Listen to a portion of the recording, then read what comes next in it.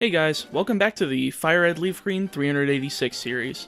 So today we're going to be going over Cyndaquil, and I found out a way to speed up my emulator to exactly 2 times speed, because I asked J-Rose what he did to produce his Red and Blue series as quickly as he does, and he said that he uses speed up on his Retron 5, which is an emulator console. So I figured that in this series alone, I figure that's fair game. I'll be keeping the Professor Oak challenges to real time so that they'll have the same impact as they've had before though. Anyway, if you want a quick refresher on the rules, basically it's no items in battle, held items and outside of battle are allowed, no glitches, and no using anything in battle other than Cyndaquil. I can have HM slaves though. Anyway, let's get down to business. I grabbed Cyndaquil and tackled my rival to death, and this is the first time I actually needed to grind at the beginning in one of these challenges. I don't get Ember until level 12, and there's no chance of me beating Brock without it, since both of his Pokemon have monstrous defense, and I need something to take advantage of their bad special defense. So I train up to level 12 in the grass on Route 22, moving on to the Viridian Forest, clearing everything out with Ember, and getting to Brock at level 16. Fortunately, this is enough since Ember's able to 3-shot the Geodude, and he's dumb enough to use 2 defense curls, and I just went for Ember on Onix since I knew I needed to burn him to get half of his physical attack taken away. Luckily, I got it on my second attempt, living on 1 HP, taking out the Onix with burn damage. Phew. At least between now and Misty, I'm home free. All of the trainers between Pewter and Cerulean are actually pretty easy though, since there's still a ton of bug types around to incinerate, meaning I can get enough of a level advantage to just one-shot everything normally. It's much faster to just fight everything, since we're gonna need all the levels we can get from Misty later on anyway. I got into Cerulean just shy of level 25, so I used Misty's gym trainers to get me over the hump so that I could fight the rival and make it just that slightly much easier. This worked out nicely since Pidgeotto is a 2-shot without any sand attacks. I burned the Squirtle on the first Ember, and for some reason only went for 1 Water Gun, so I finished it with Quick Attack. 2 Quick Attacks for Abra and an Ember for Rattata, and plenty enough to put him down.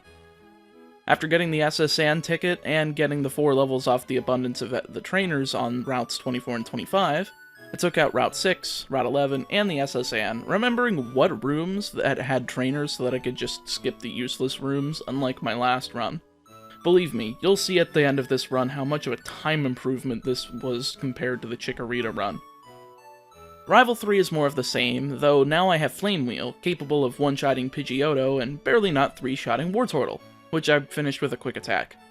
Oko on Raticate and a 2-shot on Kadabra ended the fight pretty quickly, so I was happy with that. I guess people are right when they say that Cyndaquil is the best starter from Gen 2, though we really won't know for sure until we check out Totodile after this. I made sure to grab the Farfetch'd for Cut and Fly as I caught a Spearow earlier, as well as the Bike, so I'm ready to fight Misty. I needed that extra EXP since she's a Water-type trainer and has a fully evolved Starmie, which is a pretty big threat to Cyndaquil. She's actually not too terrible though, as Staryu barely holds on from Flame Wheel, so she opts to heal as I use Quick Attack, finishing her with another Flame Wheel. Starmie is a 3-shot normally, but I burn as she uses Recover, getting a critical on the next turn and taking her down. Learning Swift in the process, which will be nice for anything trying to use Sand Attack. Pidgeot, Pidgeotto, screw the rival. And with that, I'm able to go straight into Lieutenant Surge's gym, since he's not much of a threat either. I may as well, since I need another 10 levels until I hit level 46 and get Flamethrower, which will be enough to basically annihilate everything for the rest of the game.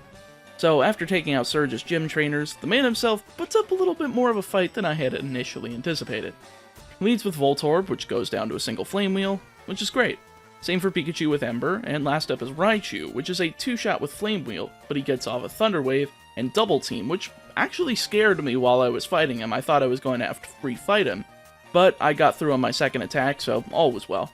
I was fully expecting to have a refight with a Cherry Berry attached to a Cyndaquil, but it was completely fine by me. Now for the longest stretch between gym battles. I still am only level 37, so I need more trainers to get Flamethrower. Luckily, there's plenty on routes 9, 10, Rock Tunnel, and Route 8, and fighting everything on those routes managed to drive me halfway through to level 44. And since Erica has plenty of trainers in her gym, Flame Wheel was more than enough to plow through them. To be fair though, I barely wasn't level 46 before fighting her, so I figured I'd just use Flame Wheel until I leveled up midway through the battle so I could roast Tangela and Vileplume with Flamethrower. The strategy actually ended up working fine, as Flame Wheel one-shot Victory Bell, so I replaced Ember with Flamethrower.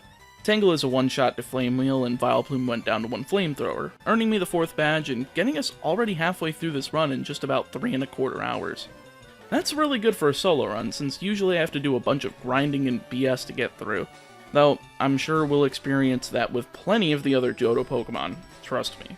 We're only smooth sailing through the starters, and then we're going to be royally screwed after this. I figured now would be a good time to do the Rocket Hideout, since there's really nothing else left to do in Celadon. So I just gained 2 levels, and Giovanni decided, hey, I'm gonna fight you, and he felt a whole new world of pain. Flame Wheel was a 2-shot to Onix since it has pitiful special defense. Rhyhorn is a 1-shot thanks to Flamethrower, and Kangaskhan is a 2-shot, first with Flamethrower and then with Swift. I managed to burn, which really didn't matter in the grand scheme of things, but I do like rubbing salt into the wounds of mob bosses, so there's a plus in that department. Normally here I tend to just fly back over to Lavender to take care of the Pokemon Tower, but I figured I'd run through Saffron and take care of the Fighting Dojo, since they have some relatively high-level Pokemon for this point in the game, and I'm only around 13 levels higher than the Hitmonlee and Hitmonchan in there, which makes for some great experience. After that little distraction, the Pokemon Tower is the home of Rival 4, which again, is a joke, this time thanks to Flamethrower. Pidgeotto is a 1-shot with Flame Wheel, Wartortle is a 2-shot with Flamethrower, Growlithe is a 1-shot with Flamethrower, Execute dies when it gets touched by any fire, and Kadabra ate a Flamethrower, winning me the fight. None of the ghosts in there either provided any trouble, and neither did Team Rocket, so I was able to get the Pokeflute with ease, moving on to a bunch of new trainers, as well as Silphco, which opens up after this point, so I just ran through that, taking down the 25 plus trainers that are in that building, making it to Rival 5. Of course, this battle actually is hard, so I got the heck out of Dodge, since what's the point of fighting a boss if there's still more optional trainers to wail on? Cycling Road felt my flames before I stumbled upon Fuchsia City, causing me to say to myself, Self, I think we should fight Koga for the memes. Yeah, let's fight him for the memes. He leads with Coughing, which goes down to a Flamethrower. Muck is out, and he goes down to 2 of them after getting off a Minimize. Second Coughing dies to Flamethrower, and Wheezing barely just hangs on, nailing Toxic as Koga stalls me with 2 Hyper Potions, eventually leading me to get a high roll and one-shot the Methane Atrocity, leading to another gym badge. And with that distraction out of the way, I grabbed a ton of items in the Safari Zone, including the ever-important Double Team TM, leading me to just go ahead and fight more optional trainers on routes 15, 14, 13, and 12. Really, this is just my process, obliterating everything in the region, so that I can obliterate the strong things in the region. Seems to be working rather well up to this point, so I'm happy enough. There's also a TM for Return in the gate between Route 12 and Lavender Town, so I made sure to grab that and replace Swift with it, as 102 base power is a lot better than 60, though I will miss the best part about Swift. Oh man, I swear these puns are much funnier when they're scripted, but then I say them and they're not as funny. Ugh. Alright then, back to Rival 5, I guess. He starts with Pidgeot, which is a 1-shot with Flamethrower, and out comes Blastoise. And it's a monster, since it's it's a freaking Blastoise against a Cyndaquil. But Return nearly does half as he spams Protect. I had a Flame Wheel to knock him into the yellow without healing, KOing with Return after a few turns. Growlithe barely doesn't go down to a Return due to Intimidate, but I finish it with Aerial Ace. Yeah, that's right, I gave myself Flying Swift. Take that, game. Execute goes down to a Flamethrower, and Alakazam goes down to a Return and Aerial Ace, winning me the fight rather easily. Time for Giovanni again. Nidorino's his lead, which goes down to Flamethrower. Rhyhorn also goes down to the same, leading to Kangaskhan using Fake Out and getting a crit. Luckily, Flamethrower takes it down to the red, and he doesn't heal, leading me to take him down with Return. Last up is Nidoqueen, which is a simple 2-shot with Flamethrower, winning me the battle and getting me up to level 68. Definitely good for this point in the game. I escape roped out, and healed, opting to fight Sabrina's gym now that it's open. The trainers inside leave me just shy of the next level, which I'm sure to hit with Sabrina. That's right, Sabrina, give me that 69. Hey, I could have left that joke, or I could have taken it by the... I'm not even gonna say it. Kadabra's a 1-shot with Aerial Ace, Mr. Mime's a 1-shot with Flamethrower, Venomoth is a 1-shot with Flamethrower, and Alakazam goes down to a single return. I'm sure I'm liking the results of my labor here. There's not too many other trainers I can fight before Blaine, so I took out the water routes, the Pokemon Mansion, and Blaine's gym trainers, leaving me around halfway towards level 74. Flamethrower to Growlithe. Flamethrower barely doesn't take out Ponyta, and it uses Bounce and heals. And he'll Flamethrower again and get a lower roll as he heals again, so I just opted for 2 Flame Wheels to KO. Rapidash goes down to 2 returns, and Arcanine is a 3-shot with Flamethrower, Flame Wheel, and another Flamethrower. Easy. I honestly just realized that Bill doesn't actually drag you to the Sevi Islands, and I thought that he would. I thought he would say something around the likes of, "Oh, come on, don't be like that," and force you to go. But I guess not. I don't say no, though, so I go to the Sevi Islands and take care of the small quest over there, which does not entail the Ruby. I don't know why I said that twice in the last video, but you get both the Ruby and Sapphire in the post-game. Anyway, there's quite a few trainers here, so I may as well take them out before the final fight with Giovanni, since I'm somewhat frightened by Dugtrio specifically, since I know it'll outspeed, though I probably don't have to be, I'm not sure yet. I managed to make it up to level 78 before fighting him, though I honestly wanted to be level 80. It's fine though, as the battle goes quite well. His first Rhyhorn is nearly a one-shot with Flame Wheel, so I go for it again after he heals, burning it and taking it down in one turn. Dugtrio's out next, and it does manage to outspeed and nail a massive Earthquake, but I guess my defense is better than I expected, as I didn't even go below half before I one-shot it with Flamethrower. Next up is Nidoqueen, and it also goes down to a single Flamethrower, along with Nidoking and the last Rhyhorn, giving me a clean win. Great, on to the penultimate rival battle. Rival 6 is probably the most threatening battle so far, since he actually wrecked me several times. He starts off with Pidgeot, which is a one-shot, and so is Rhyhorn with Flamethrower, but here's the kicker. Blastoise is level 53, and I can't even take him down in 3 returns. I got lucky and crit with a Flamethrower, though. Growlithe goes down to a Flamethrower, as does Execute, and I barely lose as Return doesn't one-shot Alakazam, causing me to have to rebattle him. And not until my 5th attempt did I think of giving Cyndaquil double team, so yippee. I didn't think I was going to need double team this early. I was thinking maybe the champion, but I guess we're at this point already. First attempt with it, I set up on Pidgeot, one-shotting it, and Rhyhorn again, leading to Blastoise, which didn't manage to hit anything as I basically just wailed on it. Growlithe was a 2-shot with Flamethrower, Execute went down to a Flamethrower, and Alakazam went down to 2 returns after missing a Disable. Sweet, now I can actually finish off this segment of the run. Victory Road didn't cause any problems, getting me up to level 82 before I went in. I figured I'd try to see what happens at this level, and nope, Dugong 2-shot with Surf. I can't consistently do anything with that. Time for grinding. I got all the way up to level 90 before trying again, which ended up being the right decision. This decreased Surf from being a 2-shot to being a 3-shot, making it a bit more of a legitimate attempt, but for some reason it went for Safeguard rather than Surf on the second attack, allowing for her to heal, and get crit by a Flamethrower and get KO'd on the next move. Lapras was a 2-shot with Flamethrower, though it confused me before going down. Cyndaquil snapped out of it, but down I went again to Slowbro. I knew that it was going to be a pain, so I reset and went back to the drawing board, maxing out Double Team on Dugong as it set up Hail, which didn't do too much to me, before I KO'd it. Cloyster was a 1-shot with Flamethrower, and Lapras goes down to 2 of them, missing Confuse Ray. Slowbro this time, for some reason, goes for Amnesia, giving me a free 2-shot KO. And last up is Jinx, and since it's not part Water type, I can destroy it with Flamethrower, which thankfully is the end of the difficulties for now. Bruno's an easy battle, as Onix is a 1-shot with Flamethrower, Hitmonchan is a 1-shot, Machamp barely survived and used Bulk Up, going down after his Citrus Berry went off since he didn't heal afterwards, and the second Onix is a 1-shot. Oh, by the way, Hitmonlee? Yeah, it's a 1-shot. I love when battles are easy enough to plow through them like that. Agatha doesn't really have much to fend me off either, as Gengar's a 1-shot, Golbat's a 1-shot, Arcanine gets Intimidate, but it's a 1-shot, the second Gengar is a 1-shot, and Haunter is, well, you guessed it, a 1-shot. That's probably the easiest time I'm gonna have with Agatha for a long time.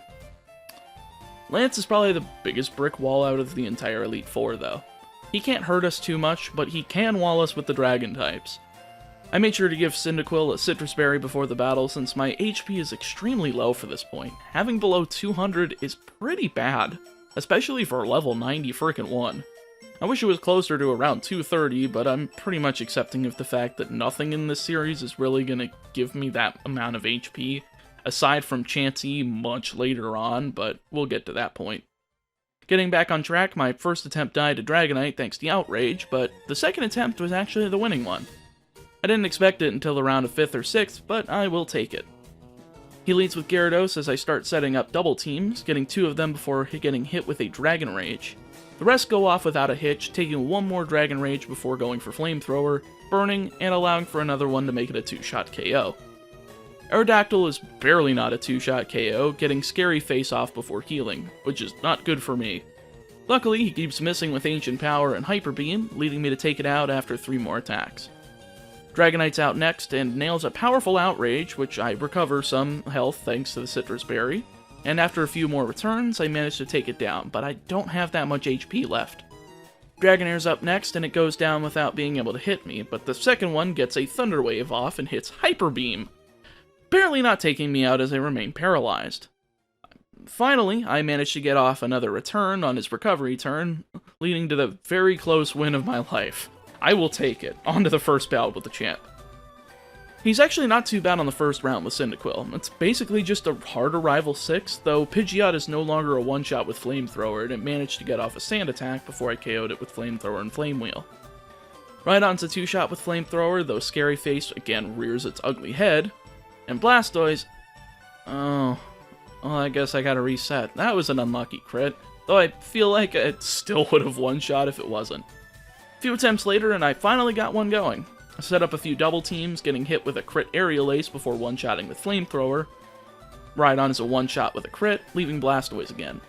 I finished off my double teams while he attempted Hydro Pump, leading me to get to KO after a return and 2 Flamethrowers.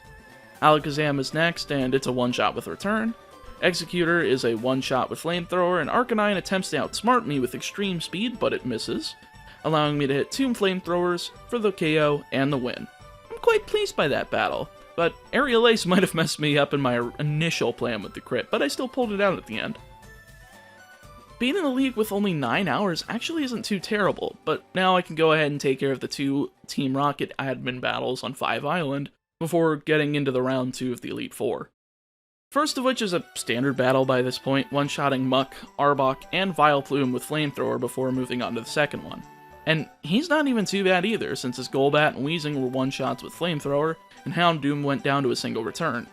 Not even the scientist that stole the Sapphire from the dotted hole really did much, since Voltorb, Electro, Magnemite, Magneton, Porygon, yeah, all gone.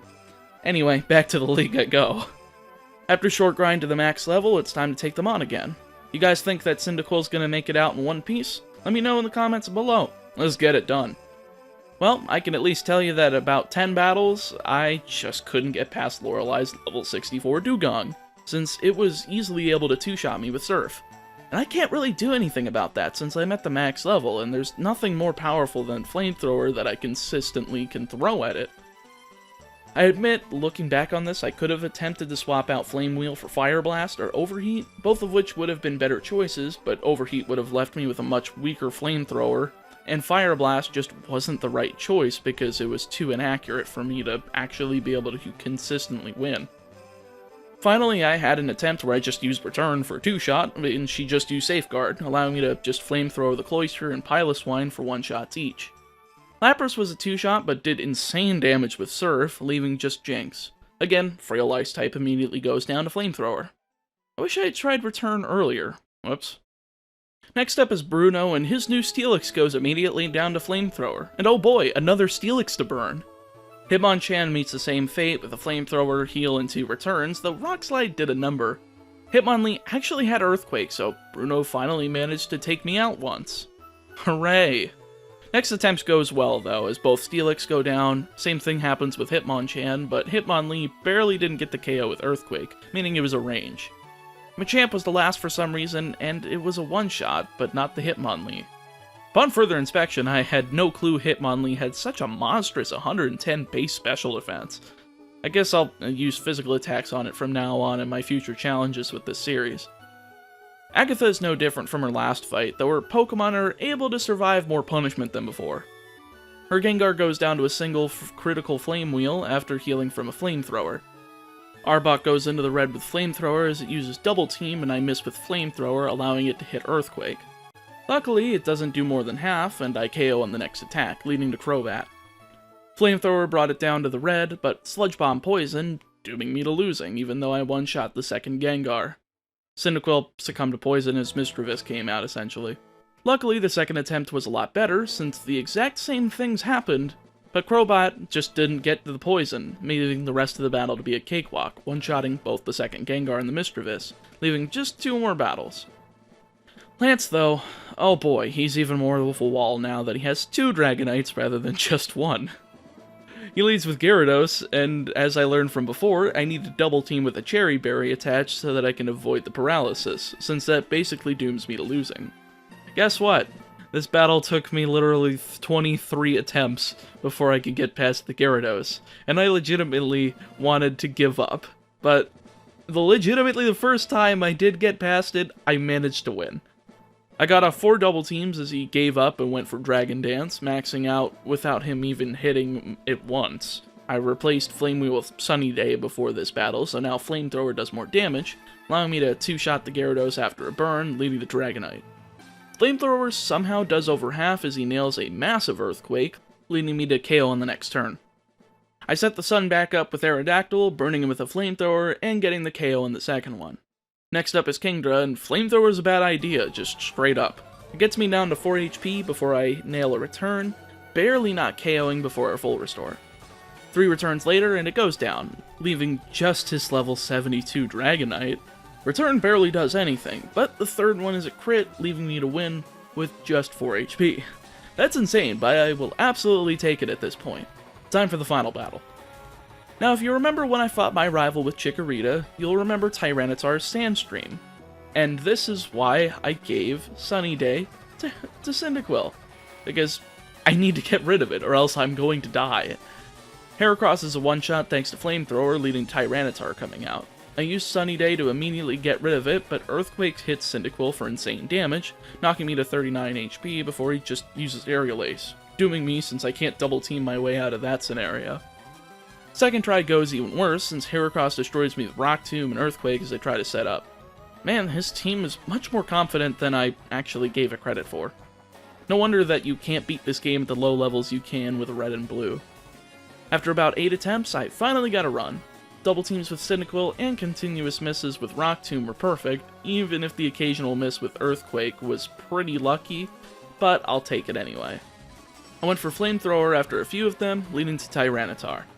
I put up Sunny Day, avoid Earthquake, and then burn with Flamethrower, which just led me to stall for a turn since the burn damage put him in range for me to KO without causing him to heal, leading to Blastoise, the last threat of his team at a whopping level 75. He replaces Sun with Rain as I respond with a harsh NO! And some more Sun. Return and the critical Flamethrower are enough to take him down though, leaving just Alakazam. It barely doesn't go down to a return, leaving him to Calm Mind and heal with a full restore. Luckily, he doesn't heal again, and I KO with 2 returns. Flamethrower crits and KOs Exeggutor, leaving just Arcanine as the final Pokemon. He has Aerial Ace, so I have to be careful to take him down, managing to barely do it with 3 Flamethrowers, getting a critical on my last one, as he got a crit with Aerial Ace. I feel like if I didn't get that crit, I would have been screwed, and I would have had to fight him probably another 15 times, thanks to my luck. And with that, Cyndaquil is done, and with a time of 11 hours and 56 minutes. That's not bad at all, and a heck of an improvement from Chikorita. This run was actually fun, since I could blast through quite a number of the Pokemon thanks to Flamethrower, and I'm glad that I didn't have to deal with the stupid accuracy of Fire Blast or the special attack dropping of Overheat. I would have gone for them if there wasn't any other choice, but I'm glad that I could just stick it out with Return, Flamethrower, and Double Team at the end. And with that, next time I will be seeing you guys with Totodile. Thank you so much for watching the video. If you enjoyed this, make sure to click on the other videos on screen, you'll probably enjoy them too.